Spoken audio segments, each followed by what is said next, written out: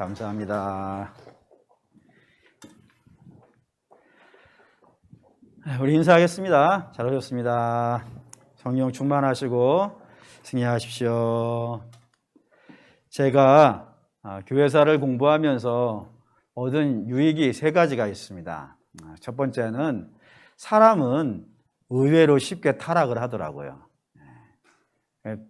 오늘 본문에도 후메네오와 알렉산더 분명히 공동체 안에 있었던 사람들인데 그 사람들이 쉽게 이렇게 타락해 가는 것들을 성경이 기록해 놨거든요. 근데 교회에서도 마찬가지입니다. 기독교가 공인된 지 100년이 안 됐거든요. 아직 여기서 우리가 진행하고 있는 이야기 속에서 아직 100년이 안 됐음에도 불구하고 우리가 지금까지 쭉 보았듯이 의외로 쉽게 뿌리채 흔들리고 있는 것들을 보는 것으로 보아서 사람은 조심해야 됩니다. 의외로 쉽게 타락합니다. 나는 괜찮을 것 같아 라고 하는 경우는 없는 것 같아요. 누구나 예외되지 아니하고 쉽게 타락을 합니다. 또 하나는 제가 누리는 또 하나의 유익은 그렇게 쉽게 타락하는 세상 속에서 믿음으로 사는 사람은 거의 전쟁급으로 삽니다. 선한 싸움을 싸운다고 되어 있는데 오늘 본문에는 정말 치열하게 싸웁니다. 그러니까 치열하게 싸우지 않고선 죄하고 치열하게 싸우고 또 악한 세력에게 지지 않으려고 내가 믿음의 길을 가려고 치열하게 싸우지 않으면은 같이 끌려가기 때문에 성도는 늘 치열하게 싸울 수밖에 없어요. 이게 두 번째 제가 느끼고 있는 유익이고 세 번째는 이겁니다. 저 치열하게 싸우는 사람들이 뭐 때문에 저렇게 싸울까라는 거예요. 교회사를 쭉 읽어보니까 세상적인 관점에서는 저렇게 싸우는 게 미련해 보이는 거예요. 왜 미련해 보이냐면 사람이 어떤 목적을 갖고 싸울 때는 이득이 있잖아요. 이득이. 뭔가 내게 이익이 있고 유익이 있고 뭐 얻는 것이 있어야 이렇게 뭐 치열하게 싸울 것 같은데 우리가 믿음에서 선한 싸움을 싸우는 사람들은 별 이득이 없어 보여요. 예를 들어서 고난을 당하고 감옥에 가고 매를 맞고 쫓겨다니고 또 심지어는 죽게 되어주고 거기에 무슨 유익이 있겠어요. 그래서 유익이 없어 보이는데 저 사람 왜 저렇게 치열하게 싸울까라고 하면서 얻은 결론은 저들이 예수님을 봤기 때문일 것이다. 예수님의 아름다우심과 예수님의 그 위대하심과 그 예수님의 놀라움을 경험하지 않고서야 저렇게 아무것도 생기지 않는데도 불구하고 저렇게 치열하게 싸울까라고 하는 생각이 들어간다 이겁니다. 그렇기 때문에 여러분도 교회에서 설교를 들으실 때 이 세 가지를 꼭 염두에 두셔야 될 것 같아요. 하나는 사람은 의외로 쉽게 타락한다. 타락하지 않으려면 치열하게 선한 싸움을 싸워야 된다. 그리고 그 선한 싸움을 싸우는 이유는 이 세상의 유익 때문이 아니라 예수 그리스도의 영광을 받기 때문이다 라는 이 세 가지를 기억하시면서 오늘 설교도 들어주셨으면 좋겠습니다. 오늘 제가 여러분에게 드리려는 것은 콘스탄티노플 교회. 콘스탄티노플 교회라고 하니까 뭐 되게 많이 모르실 거예요. 근데 우리 중에는 가본 분도 있어요. 콘스탄티노플 교회를 가보신 분이 있는데 그 교회가 어디냐면 그 터키의 성 소피아 성당이 콘스탄티노플 교회예요. 그 콘스탄티노플 교회의 37대 주교인 요한 크리소스톰이라고 불리는 분입니다. 이분이 세 가지로 교회사에 알려져 있어요. 그 첫 번째가 무엇이냐면 교회에 양대 산맥이 있는데 로마 교회에 수장이 있고 동로마 교회, 서로마 교회의 수장, 지금의 카톨릭이죠. 카톨릭의 수장이 있고 동로마 교회, 그리스 정교회라고 불리는데 그 그리스 정교회의 수장이 있어요. 근데 서로마 교회의 수장은 지난번에 받는 암브로시우스, 어거스틴의 스승으로 되어져 있는 암브로시우스가 거기에 수장이고 동로마 교회의 수장이 바로 요한 크리소스톰입니다. 이런 분으로 알려져 있고 또 하나는 여러분도 아마 역사를 공부하신 분들 중에는 들어보신 경험이 있을 거예요. 황금의 입이라고 들어봤습니까? 설교를 너무너무 잘해가지고 그 설교를 들으면서 성도들이 감동을 받고 은혜를 받고 해가지고 워낙 설교를 잘하셨다라고 해가지고 요한 크리소스톰 교부에게는 황금의 입이라고 불려지는 별명이 붙어있는 그런 분이기도 하고 세 번째는 절대 어떤 일이 있어도 타협하지 않은 그런 올곧은 신앙인이라고 이렇게 알려져 있는 분이 이 요한 크리소스톰입니다. 그 중에서 오늘 제가 여러분에게 드리려는 것은 세 번째입니다. 타협하지 않는 신앙. 이 부분에 대해서 좀 이야기를 좀 드리려고 합니다. 우선 이분이 언제 태어났냐면 349년에 안디옥에서 태어났습니다. 안디옥은 우리가 알고 있는 그 안디옥 교회가 있는 그곳이 이 안디옥입니다. 이곳에서 아주 믿음이 좋은 부모 밑에서 태어났고, 또 그 두 부모가 가문적으로도 아주 유복한 가정에서 태어난 걸로 되어져 있어요. 그러니까 아버지가 세군투스라고 하는 동로마 교회 고위급 장교, 우리식으로 말하면 별을 다른 것 같아요. 그런 고급 장교이고, 어머니는 안투사라고 불리는 로마 귀족의 딸입니다. 이 두 사람이 결혼을 해가지고 애를 낳았는데 그 애가 이제 요한 크리소스톰이거든요. 근데 이분이 태어나자마자 아버지가 죽었어요. 그래가지고 어머니가 홀로 키우는데 그 홀로 키우는 어머니의 나이가 그 당시에 20살로 되어 있습니다. 굉장히 젊은 나이에 남편을 잃고 아들 하나를 데리고 이렇게 살아갔던 분인데, 이분이 워낙 믿음이 좋아서 그런 상황에 대해서, 아버지 남편이 일찍 죽은 상황에 대해서 실망하지 아니하고 하나님을 신실하게 믿으면서 자기에게 주어진 이 하나의 아들을 하나님이 기뻐하시는 믿음의 사람으로 양육하기 위해서 무진장 애를 썼다라고 되어져 있습니다. 그러던데 이 요한이 어려서부터 거의 수준이 이거 참 말씀드리기 애매하지만 저 같았었던 모양이에요. 영민하고 똑똑하고 공부도 겁나게 잘하는 그런 이제 아들이었어 가지고 그의 소원이 법률가가 되는 거였습니다. 요즘으로 말하면 판사, 검사, 변호사 이런 것들이 되는 것이 그의 소원이었어서 어머니가 그를 당대 최고의 법률학자인 리바니우스라고 하는 분에게 수학을 시켰어요. 근데 이 리바니우스라고 불리는 분은 신앙인이 아닙니다. 이교도라고 되어져 있고요, 불신자라고 되어져 있는 이분의 당시에 최고의 학자라 그러니까 그분 밑에 가서 수학을 했습니다. 근데 리바니우스도 딱 보니까 이 요한이 보통 내기가 아닌 거예요. 그래가지고 스승의 가장 큰 즐거움이 있지 않습니까? 스승의 3대 즐거움. 우리가 두 가지는 모르겠어요. 근데 하나는 분명히 알고 있는 게 뭐냐면은 영민한 박사를 얻어서 잘 가르쳐서 똑똑한 사람 만드는 거, 이게 이제 스승이 가지고 있는 즐거움 아니겠어요. 그러니까 그런 영민한 제자를 얻은 거예요. 그래서 그 요한을 정말 잘 가르쳐서 자기의 후계자 삼으려고 했습니다. 근데 아무리 후계자 삼고 가지고 이를 이교도의 사람으로 만들려고 무진장 애를 썼는데 안 넘어오는 거예요. 그래서 하루는 이제 그때 대화 기록이 있던데 그 대화 이런 내용이 있어요. 어떤 분이 와가지고 이 리바니우스에게 물었어요. 당신의 후계자로 누구를 정하셨습니까? 라고 물어봤더니 이 리바니우스 스승이 뭐라 그랬냐면, 그렇지, 내가 마음에 정한 사람은 요한이야. 그런데 안 될 것 같아. 그래서 왜 안 될 것 같으세요? 했더니 그분이 하는 말이 뭐였냐면, 그는 예수가 차지했어. 그러니까 예수님에게 워낙 빠져 있으니까 자기가 아무리 믿음이 바깥쪽으로 끌어내려고 해도 끌려 나오지 않을 만큼 굉장한 믿음이 어려질 때부터 있었던 것 같아요. 그래서 이제 요한이 더 이상 이 불신자 밑에서 공부하는 것이 별 의미가 없겠다라고 생각을 해가지고 그 법률가의 소망을 접고 이제 나는 수도사의 길을 가야겠다라고 이제 결심을 합니다.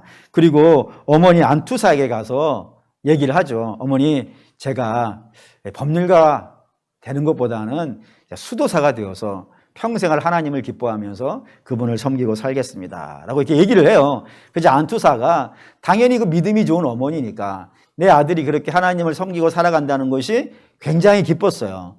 굉장히 기쁘지만 한편으로는 20살 때 이 아들 하나 남았는데 그 아들이 자기를 떠나서 수도사의 길을 간다는 것이 한편으로는 마음에 걸리기도 한 거예요. 그래서 아들에게 부탁을 합니다. 뭐라고 부탁을 하냐면, 아들아, 네가 수도사를 하는 것은 매우 기쁜 일이지만 바라고 원하는데 내가 살아있는 동안에는 내 옆에 있어 달라. 그게 내 유일한 소망이다. 젊은 나이부터 너를 키우면서 한 가지 소망은 그거 너 하나 보는 거였는데 네가 떠나보낸다 보면은 엄마가 어떻게 견딜 수 있겠냐. 그러니 나 죽을 때까지만이라도 내 옆에 있어 달라라고 이렇게 부탁을 해요. 그러자 이제 이 요한이 평생을 살면서 타협이라는 걸 해본 사람이 저기 없는데 여기에서 처음이자 마지막으로 타협을 합니다. 어떻게 타협을 하냐면 수도사로 멀리 가는 것이 아니라 자기 집에다가 수도원을 짓습니다. 지었다니까 뭐 어마어마하게 지은 건 아니고 자기 집에 있는 방 하나에다가 수도원을 차려놓고 거기서 친구 몇 명들과 함께 수도 생활을 시작을 합니다. 그래서 열심히 성경을 공부하고 기도를 하고 그렇게 살다가 어머니 안투사가 이제 소천을 하죠. 소천을 하자마자 그는 자기의 모든 재산을 정리하고 수도사의 길을 떠납니다. 그래서 수도사로 가가지고 이제 광야 같은 곳에 가서 수도사 생활을 하는데 거기에서 위대한 스승을 만나게 돼요. 이게 디오도레라고 하시는 분이던데 저도 이번에 처음 알았습니다. 그분을 보면서 야 이분이 이 황금의 입이라 불리는 요한 크리소스톰이 참 좋은 스승을 만났구나라는 생각이 들어가던데 뭐 때문에 그러냐면 이 당시에 굉장히 유행하던 성경 해석 방법이 하나가 있었어요. 근데 그게 당대에만 유명한 해석 방법이 아니라 지금도 굉장히 유행하고 있는. 근데 이 유행하는 것이 주로 어디서 많이 유행을 하냐면 이단 사회에서 굉장히 유행하고 있는 성경 해석 방법이 하나가 있습니다. 그게 뭐냐면 알레고리식 해석 방법이라는 게 있어요. 말이 뭐 겁나게 어려운데 알레고리식 해석 방법이라는 건 뭐냐면은 성경의 단어 하나하나에다가 의미를 부여하는 거예요. 이런 거 신천지가 굉장히 잘하는데 예를 들어서 나무는 뭐고 별은 뭐고 또 뭐 꽃은 뭐고 이런 식으로 단어 하나하나에다가 의미를 다 부여해가지고 그것으로 해석을 하는 방법이 있습니다. 물론 성경에는 그렇게 해석하는 예들이 몇 가지가 있어요.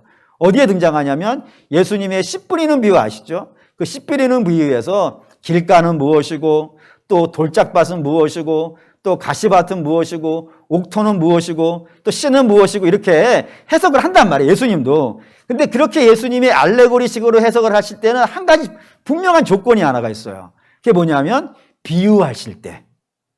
그러니까 뭔가를 비유하기 위해서 이야기를 만들어 놓은 그런 이야기 속에서는 그런 것을 알레고리식으로 의미를 하나씩 부여해서 할 수 있는데 성경 전체는 아니란 말입니다.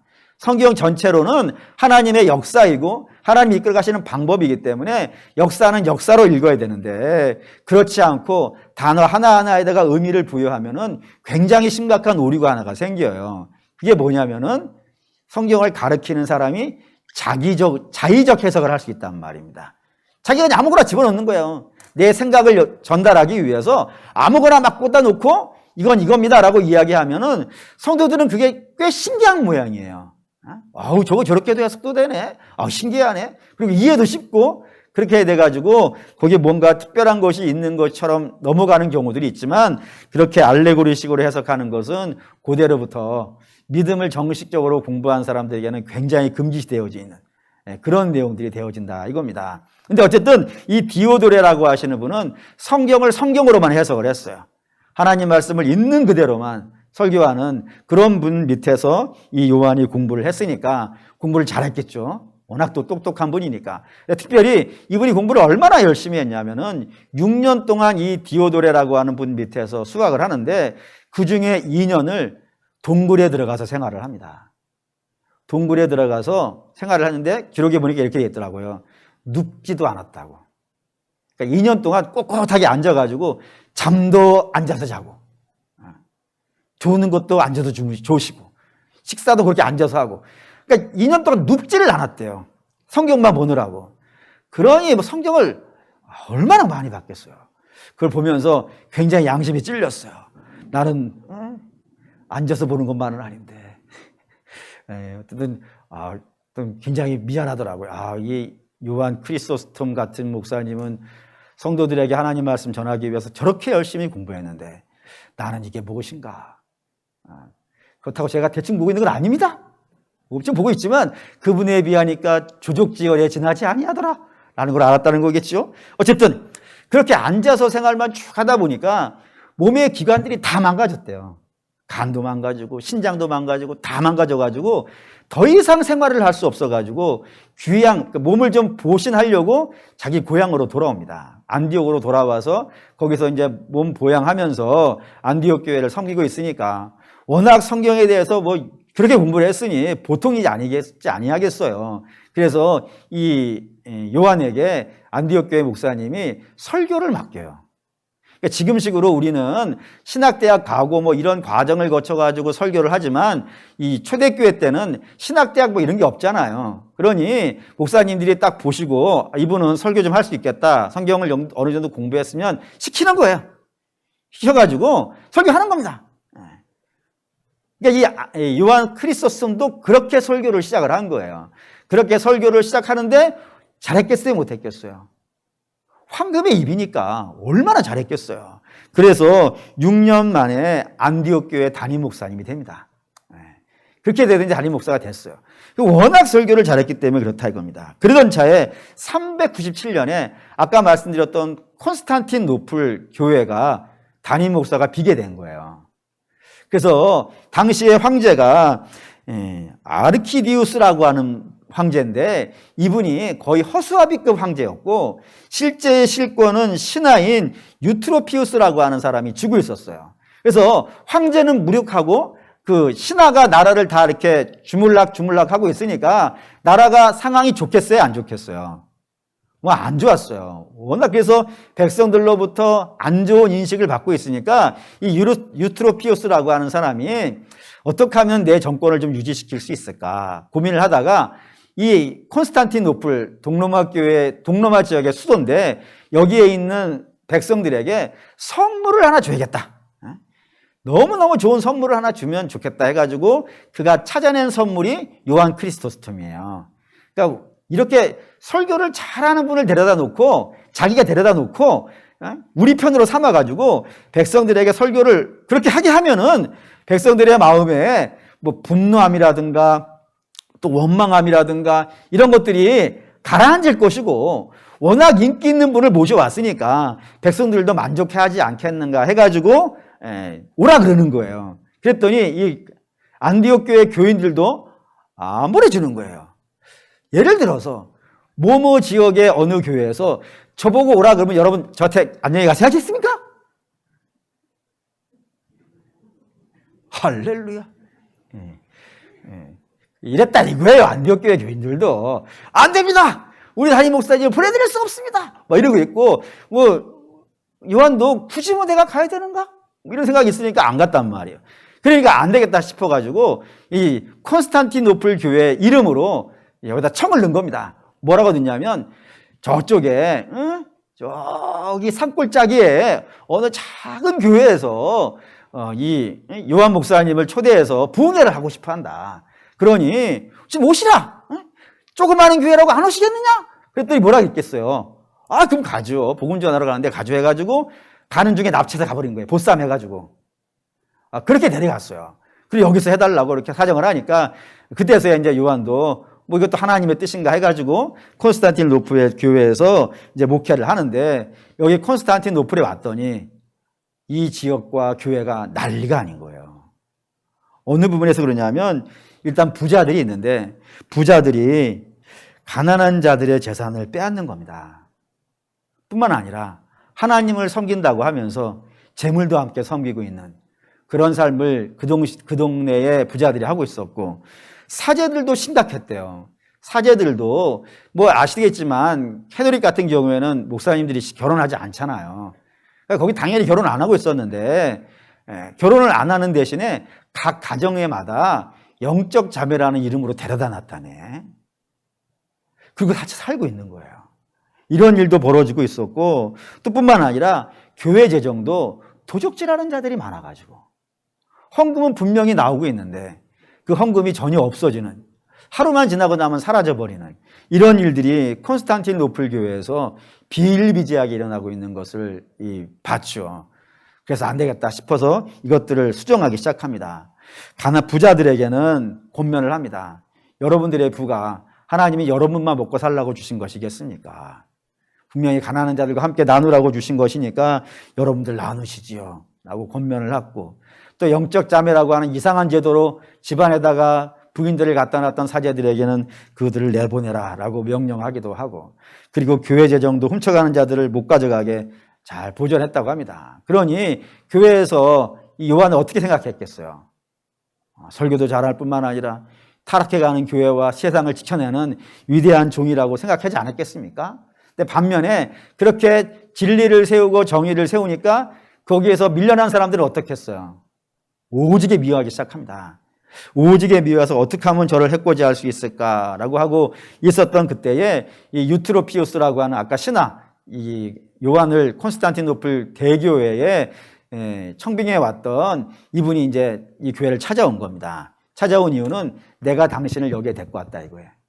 내가 당신을 여기에 데리고 왔으니까 다른 사람에게는 뭐 함부로 대할 수도 있겠지만 나는 좀 특별한 대우를 해줘야 되지 않겠는가라고 하면서 찾아왔더니 요한이 그를 어떻게 대했을 것 같으세요? 모든 사람을 대하듯이. 모든 사람을 어떻게 대해야 되죠? 모든 사람은 복음이 필요한 사람, 복음으로 들어야 되는 사람, 그런 것으로 대할 뿐 그 이상도 그 이하로 대하지 않았다라고 되어 있더라고요. 그러니 유트로피우스가 좋아했겠어요? 안 좋아했겠어요? 한 줄 이렇게 써있더라고요. 내가 이를 데려온 것이 천추의 한이 된다 라는 글을 썼을 정도로. 그러니까 얼마나 그 세력가들에게는 이 요한이라는 분이 미움의 대상이 되었는지를 알 수 있는 부분이라 이겁니다. 그러던 차에 이제 사고가 하나가 발생이 되어져요. 그게 뭐냐면 정권이 바뀝니다. 정권이 유트로피우스라고 하는 사람이 지구에 있었다가 이를 굉장히 싫어했던 사람이 있어요. 당연히 누구겠어요? 황제예요. 황제가 나는 실권이 없고 저 신하가 실권을 갖고 휘두르니까 그거에 대해 못내 불만을 갖고 있다가 특히 그의 부인이 유독시아라고 하는 황후였는데 이분이 너무너무 유트로피우스를 싫어했어요. 그래서 결국에는 때가 되었을 때 뒤집어 가지고 유트로피우스를 죽이고 자기가 정권을 이제 차지합니다. 차지하고 나서 그동안에 눈에 가시 같은 가진 자들과 또 하나님의 어긋나는 자들에 대해서 단호한 설교를 했던 이 요한 크리소스톰을 어떻게 했든지 제거해야겠다는 결심을 하고 그를 체포를 합니다. 체포를 해가지고 해코지 하려고 그러는데 그때의 그 장면을 그냥 제가 어떻게 전달하기가 어려워서 있는 그대로 제가 읽어드릴게요. 제가 읽은 책에 이런 내용이 되어 있습니다. 요한이 유독시아에게 체포되어 감옥에 들어갔다. 그곳에서 그는 하나님께 주님, 저에게 이렇게 조용한 기도실을 주시니 감사합니다 하는 기도를 드렸다. 이 이야기를 들은 황제와 황후는 그를 흉악범들이 가득한 곳으로 보냈다. 그곳에서 또 그는 기도하기를 이 불쌍한 죄수들이 복음을 들을 수 있는 기회를 얻게 하시니 그래서 그런 목적을 위해 이곳에 나를 파송해 주시니 주님 감사합니다라고 기도를 드렸다. 그 이야기를 듣고는 황제와 황후가 이제는 크리소스톰을 사형시키기로 했는데 그때 크리소스톰의 기도는 주님 감사합니다. 성도의 가장 아름다운 죽음이 순교라야 했는데 저같이 부족한 자에게 이러한 영광을 허락하시니 감사합니다 했습니다. 결국 크리소스톰은 존경하고 따르던 많은 백성들의 동요와 반란이 일어나려고 하자 황제와 황후는 사형을 중지시키고 그를 유배시키는 명령을 내리게 됩니다. 그 소식을 들은 크리소스톰은 주님 감사합니다. 아직도 이 부족한 종이 할 일이 남아있는 것입니까? 죽기까지 충성할 수 있도록 허락하시니 감사합니다라고 기도를 드렸다고 한다. 그가 자신을 유배 보내는 황제와 황후에게 한 마지막 설교는 이것이다. 황제든 황후든 누구든지 저에게 어떠한 핍박을 한다고 해도 저는 상관치 않습니다. 그들이 저를 쫓아내면 저는 엘리야 같이 될 것이고 구덩이에 던지면 예레미야 같이 될 것이며 바다에 던지면 요나 같이 될 것이고 돌로 치면 스데반 같이 될 것이며 목베임을 당하면 세례요한 같이 될 것이고 매로 때리면 사도 바울 같이 될 것이기 때문입니다. 라고요. 이 사람을 도대체 어떻게 그의 기쁨을 빼앗아 갈 수 있을까요? 근데 이런 고백을 어떻게 할 수 있을까요? 주를 만나지 않고서야, 주를 경험하지 않고서야 학문적 깨달음으로 이런 고백을 할 수 있을까요? 자기 이성적 고백으로 이런 말을 할 수 있을까요? 아무리 생각해봐도 그가 만난 주님이 죽음보다도 아름다웠던 모양이에요. 그가 만난 주님이 이 세상에 어떠한 영광과 비교할 수 없을 만큼 대단했던 모양이에요. 그래서 이런 고백을 한다 이겁니다. 어떠신가요? 요한 크리소스톰은 진리와 신앙에 대해서 어떠한 타협도 하지 않는 그런 사람이었다 이겁니다. 그러자 이렇게 막 핍박하고 죽이려고 하니까 백성들이 이제 대신 반란을 일으킨 거예요. 반란을 일으켜서 요한을 괴롭히지 말라. 뭐 이렇게 하니까 요한이 그들에게 가서 이야기합니다. 반란하지 말라. 하나님의 뜻이 아니다. 나는 뭐 다윗이 사울에게 반란하지 않지 않습니까? 그러니까 나도 반란하지 않겠다. 뿐만 아니라 이런 반란을 일으키면 여러분이 나 때문에 옥고를 치르고 고생을 당하니까 그것도 좋지 않습니다. 그냥 귀향을 보내면 저는 귀향을 가겠습니다. 라고 얘기했다는 거예요. 그래서 이제 귀향을 가는 거예요. 귀향을 가는데 아까 여러분에게 말씀드렸다시피 2년 동안 눕지도 않고 성경만 봤기 때문에 몸이 많이 망가졌다 하지 않았습니까? 몸이 망가져가지고 있던 차에 이렇게 여러 고난을 당하니까 그 몸이 이제 견딜 수가 없었던 모양이에요. 그래서 이제 귀향을 가는 길에 요한이 내가 이제 여기가 내 마지막인가 보다. 가는 길이 내 마지막 길인가 보다 해가지고 쭉 가고 있는 차에 병사에게 부탁을 합니다.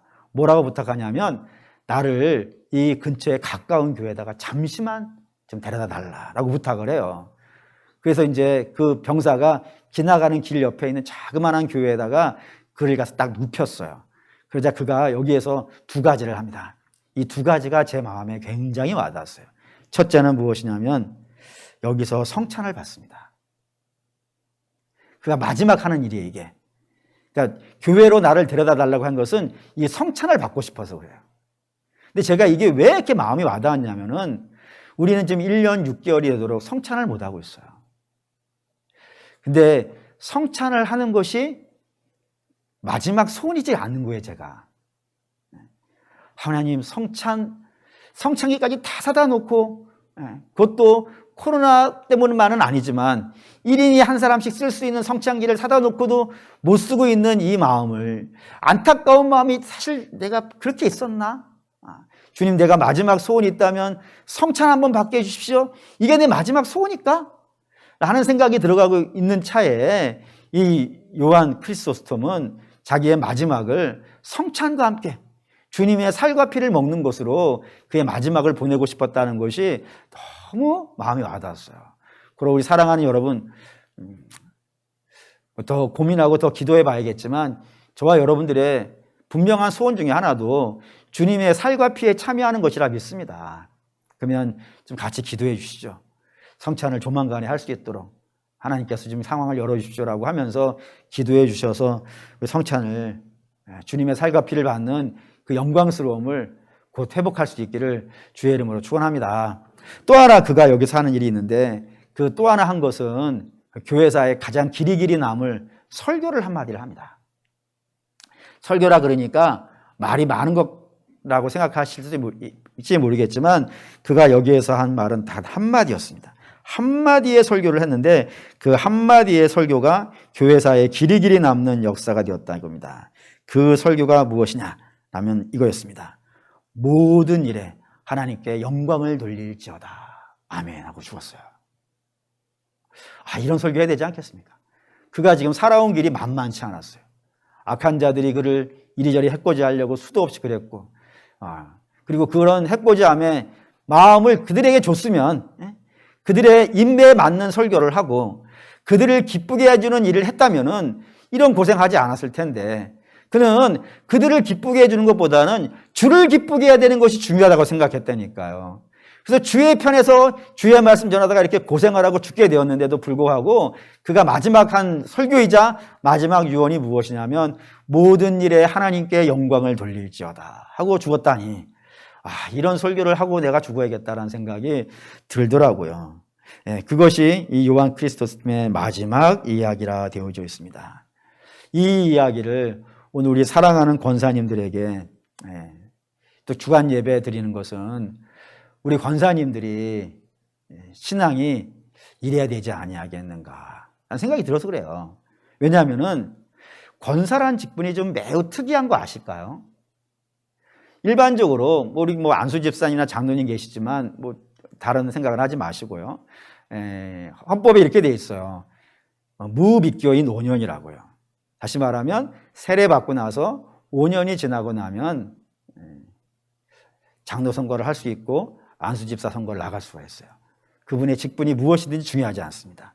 세례 받고 나서 5년이 되어지면 누구나, 심지어는 어쩌면 그럴 일이 없긴 하지만 직분이 없어도 가능해요, 법적으로 본다면.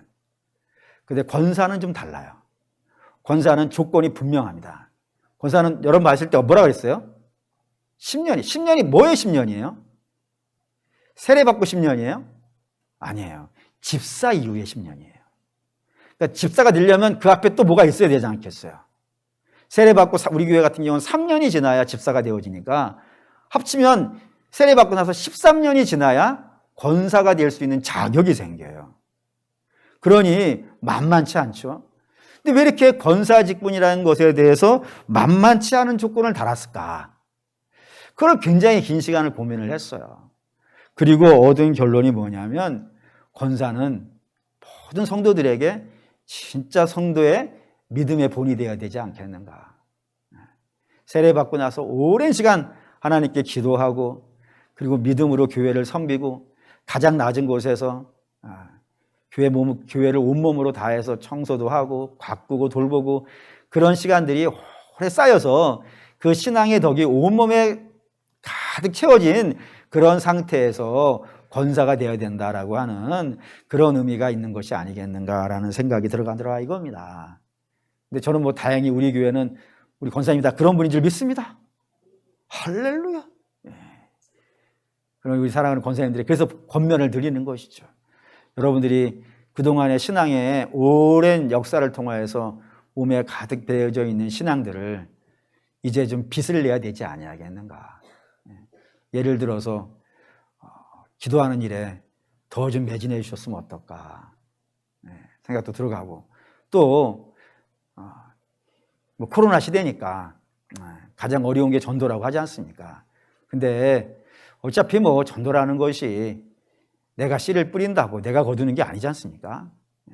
그리고 세상 좋은 때에 전도되는 건 어쩌면은 그게 진짜일까라는 생각이 간혹 들기도 해요. 시대의 유행을 따라서 올 수도 있고 뭐 교회의 재미를 따라서 올 수도 있는 건 아니겠어요. 근데 이럴 때에 오는 분들은 좀 더 세겠죠. 그것뿐만 아니라 하나님이 보내주셔야 오지 아니하겠습니까? 그렇기 때문에 여러분들이 좀 선포를 해주시면 어떨까. 주변에 있는 분들에게 예수 믿어야 되지 않겠냐 라고 권면을 하시고 전도에도 여러분들이 좀 애를 써줘야 되지 아니하겠는가. 또 뿐만 아니라 교회에 이런저런 일들 많이 있지 않습니까? 그런 일에 대해서 권사님들이 좀 애를 써주시면 어떻겠는가 생각이 좀 들어갑니다. 어저께 교회 청소하시는데 우리 권사님들 많이 오셔가지고 청소해 주는 모습이 참 감동적이었습니다. 그렇게 해주시고 또 각 부서를 위해서 좀 기도 많이 해주시고 그럴 필요가 좀 있지 않겠는가 생각이 들어갑니다. 특별히 제가 나름으로 올 상반기 내에 기도하면서 소망했던 것이 7월 이후에는 우리 교회가 좀 뭔가 시동을 좀 걸어야 되지 않겠는가. 이전까지 좀 이렇게 가만히 있었는데 7월부터는 뭔가 좀 시동을 걸어야 되지 않겠는가 생각하고 기도하고 있던 차에 또 느닷없이 이런 일이 생겼네요. 그래서 좀 더 기도해 봐야겠지만 조금 조심스럽긴 하지만 교회가 다시 좀 시동을 좀 걸어야겠습니다. 시간이 오래돼 버리니까 다들 이제 지치는 거죠. 신앙생활 이렇게 하는 것도 지치고 다들 힘들어해서 자꾸 이제 나약해질 만한 때가 됐는데 이때 좀 힘을 내야 되지 않겠는가라는 생각이 좀 들어갑니다. 그래서 그런 일들을 우리 권사님들이 같이 좀 기도해 주시고 힘이 되어 주셔가지고 이 일을 좀 진행해야겠습니다. 그래서 좀 예배 나오시는 분들도 좀 회복을 해야겠고 그리고 또 아름답게 다음 세대도 준비해 가야 되겠고 그리고 할렐루야! 제가 할렐루야 하더라도 여러분들은 아멘을 크게 해야지. 제가 가대톤을 하면 안 되겠죠. 그러니까 사랑하는 우리 믿음의 형제 여러분 바라고 원하는데 권사님이십니다. 특별한 직분을 가지고 계시고 교회 어머니 직분입니다. 이 어머니 직분을 이때 써주십시오. 이때 자녀를 돌보듯이 주님의 교회를 잘 섬겨주시고 특별히 어린 신자들 좀 잘 돌봐주셔가지고 우리 모두가 주 안에서 아름답게 세워지는 역사가 있으시기를 주의 이름으로 축원합니다. 기도하겠습니다.